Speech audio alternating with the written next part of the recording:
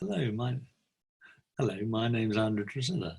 Welcome to this edition of Self-Care for Professionals, looking after the workforce, and today we're going to be talking about loss, change, and the drama triangle. Welcome.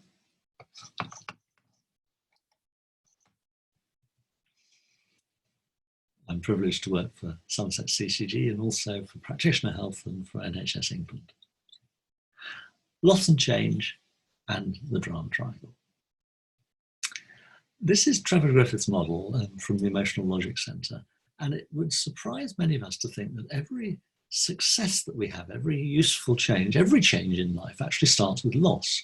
And there's always difficulty in recognising the loss in the first place, and then we may try and prevent the loss, then we recover the loss, and then eventually we let go of it. Through this process, we experience a number of feelings: shock, denial, anger, guilt, bargaining, depression, and acceptance.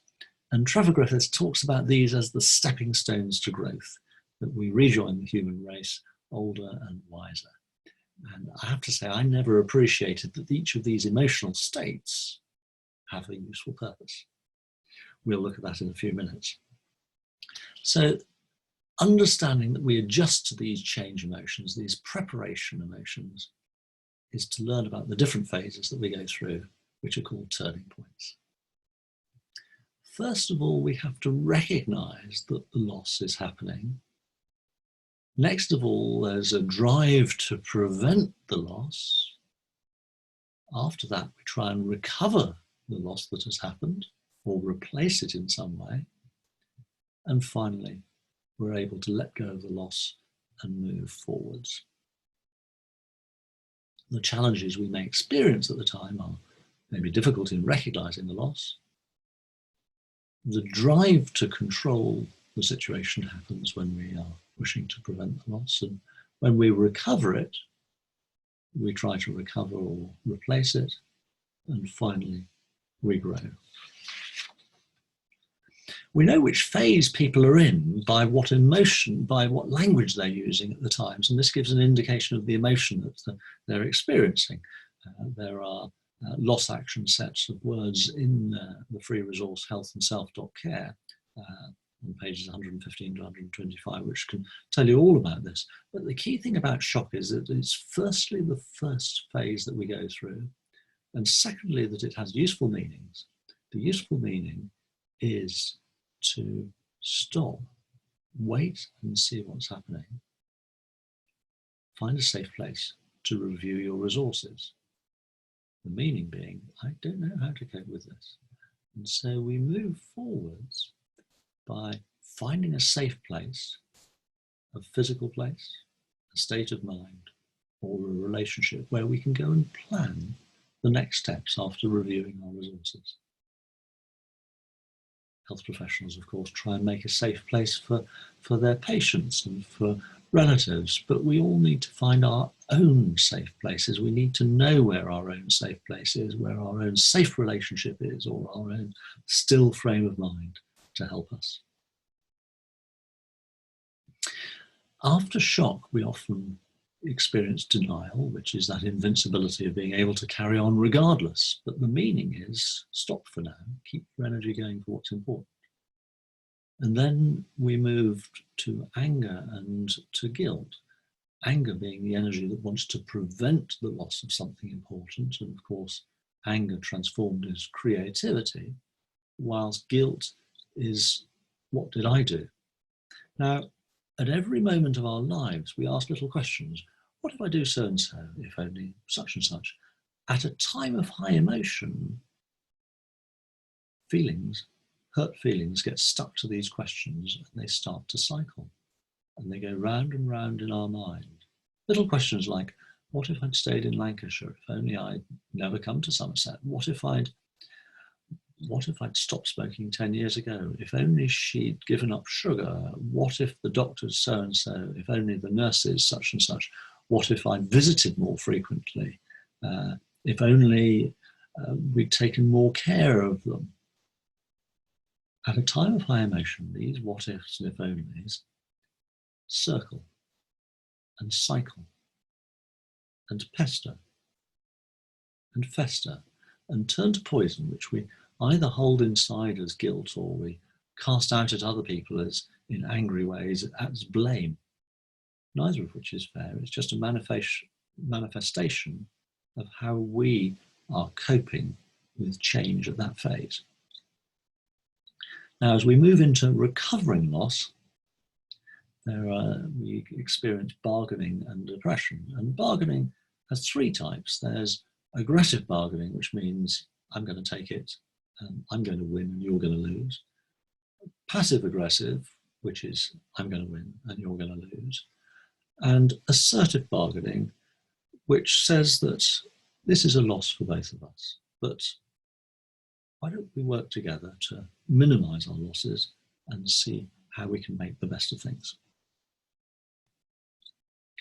Finally, once we've experienced that flat state of depression as well and moved through the growth cycle of revisiting, bargaining, and acceptance, we can let go of the loss and we can become a valued member of the human race again and move forwards into a new phase of growth.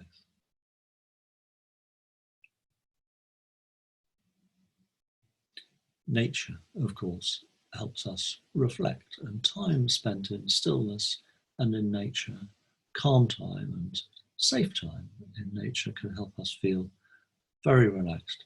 These are pictures of Bach flower remedies, but it's fascinating how David Attenborough's series, The Blue Planet, and nature programs can evoke very powerful emotions inside us of calm and protection. The next topic to look at is the drama triangle and transactional analysis. Now, transactional analysis says that we can either be in adult, sensible relationship with each other. We can be in parent, which can be bossy and dominating or wise and guiding. Or we can be in child mode, which can be whiny and manipulative, or free and creative. And our relationships can be of equal power or of unequal power. Excuse me. In the drama triangle,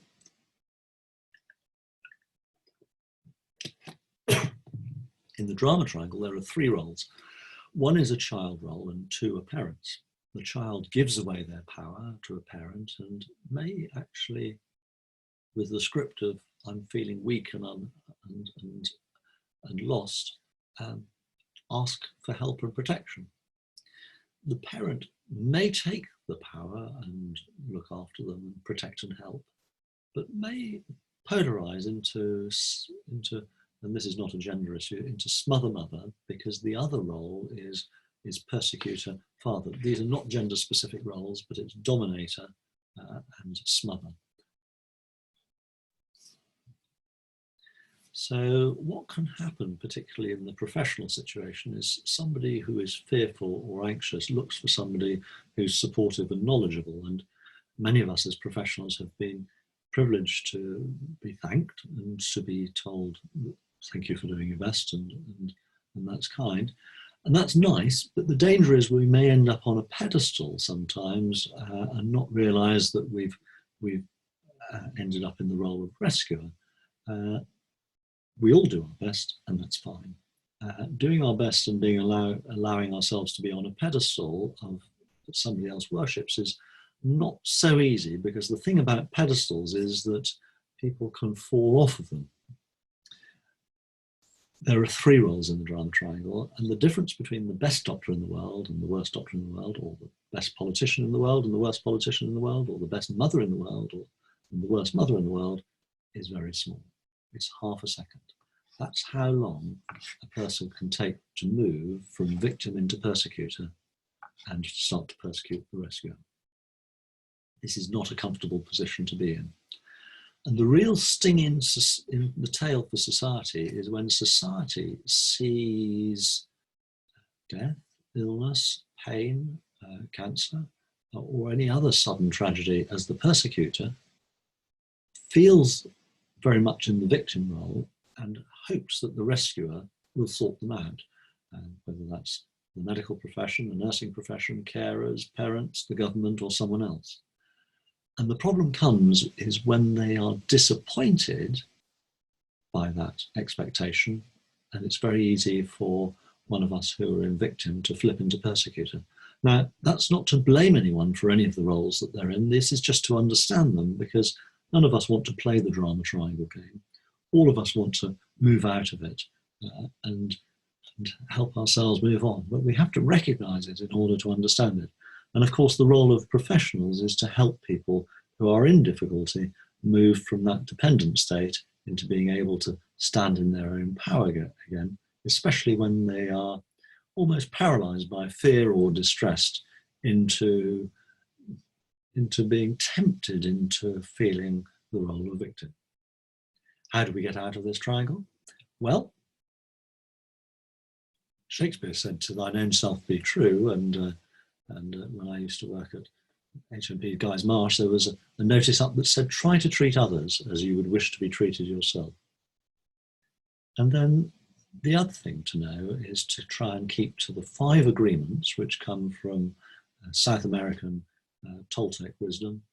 Number 1, say what you mean what you say, and say nothing else.